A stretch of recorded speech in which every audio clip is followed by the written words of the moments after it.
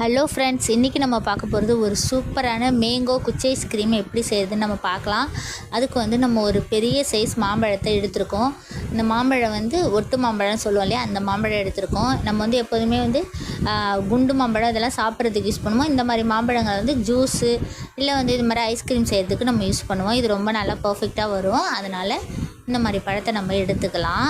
இப்போ நம்ம ஒரு பழம் எடுத்து இந்த மாதிரி ஸ்லைஸ் பண்ணிக்கலாம். ஸ்லைஸ் பண்ணிவிட்டு ஜாரில் மிக்ஸி ஜார் ஒன்று எடுத்துகிட்டு அதில் வந்து நம்ம ஒரு பழம் அளவுக்கோ இல்லை பாதி பழம் அளவுக்கோ நம்ம இது மாதிரி கட் பண்ணி அதுக்குள்ளே சேர்த்துக்கலாம்.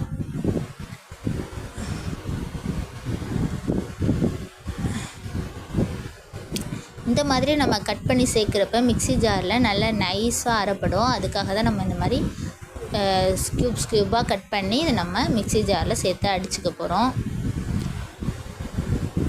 இப்போ நம்ம இந்த மாதிரி கட் பண்ணி இது போட்டதுக்கப்புறம் இது கூடவே ஒரு 3-4 டேபிள் ஸ்பூன் அளவுக்கு வெள்ளை சர்க்கரை சேர்த்துக்கலாம். வெள்ளை சர்க்கரை பிடிக்காதுன்றவங்க நாட்டு சர்க்கரை கூட சேர்த்துக்கலாம்.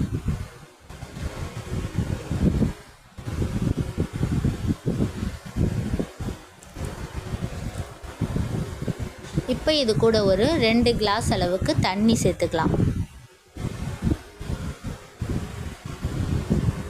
இப்போ இதை நல்லா ஃபைன் பேஸ்ட்டாக அரைச்சி எடுத்துக்கிட்டு அதுக்கப்புறம் நம்ம என்ன பண்ணியிருக்கோன்னா அந்த அரைச்ச விழுதை வந்து ஃபில்டர் பண்ணி நான் எடுத்திருக்கேன்.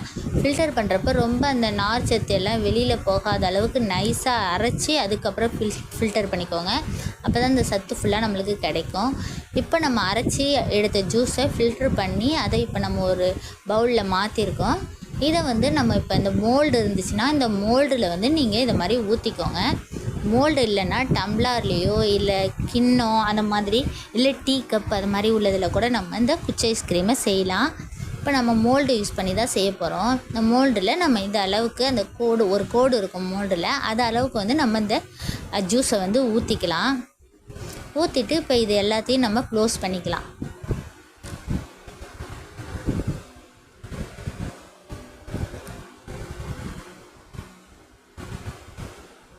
இப்படி நம்ம க்ளோஸ் பண்ண பிறகு நம்ம என்ன செய்யணும்னா இதை அப்படியே இந்த செட்டோடு எடுத்து நம்ம ஃப்ரீசரில் வச்சிடலாம்.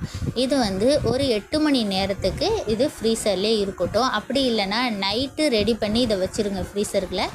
காலையில் எடுத்து பார்த்திங்கன்னா கரெக்டான கன்சிஸ்டன்சியில் சூப்பராக குச்சி ஐஸ்கிரீம் ரெடியாக இருக்கும். இப்போ நம்ம காலையில் இதை வெளியில் எடுக்கிறோம். வெளில எடுத்து லைட்டாக அந்த மோல்டை தண்ணியில் இதை மாதிரி காட்டுங்க. இந்த மாதிரி காட்டினீங்கன்னா அது கொஞ்சம் லூஸ் கொடுத்து ஈஸியாக இருக்கும் எடுக்கிறதுக்கு. அதுக்காகத்தான் இப்போ பாருங்கள், நம்ம லைட்டாக தண்ணியில் காட்டினது மட்டும் நம்ம வெளியில் எடுத்து காமிக்கிறேன். எவ்வளோ சூப்பராக ஒரு குச்சி ஐஸ்கிரீம் ரெடி ஆகிட்டு பாருங்கள். நம்ம கடைகளில் வாங்குறது சுத்தமாக செய்கிறாங்களா என்னன்னு தெரியாது. நம்ம எப்படி செய்கிறாங்க எப்படிட்டு ஒரு அச்சத்தோடையே தான் வாங்கி சாப்பிடுவோம். நம்ம இந்த மாதிரி வீட்டிலையே ரெடி பண்ணி சாப்பிட்றப்ப நம்மளுக்கு ஒரு சந்தோஷமாகவும் இருக்கும், ஹெல்த்தியாகவும் இருக்கும். ஏன்னா இதில் நம்ம வேறு எதுவுமே மிக்ஸ் பண்ணல, மாம்பழம் சர்க்கரை மட்டும்தான் சேர்த்துருக்கோம். சூப்பரான குச்சி ஐஸ்கிரீம் ரெடி ஆகிட்டு. உங்களுக்கு இந்த வீடியோ பிடிச்சதுன்னா லைக் அண்ட் ஷேர் பண்ணுங்கள். மறக்காமல் நம்ம சேனலை சப்ஸ்கிரைப் பண்ணிடுங்க.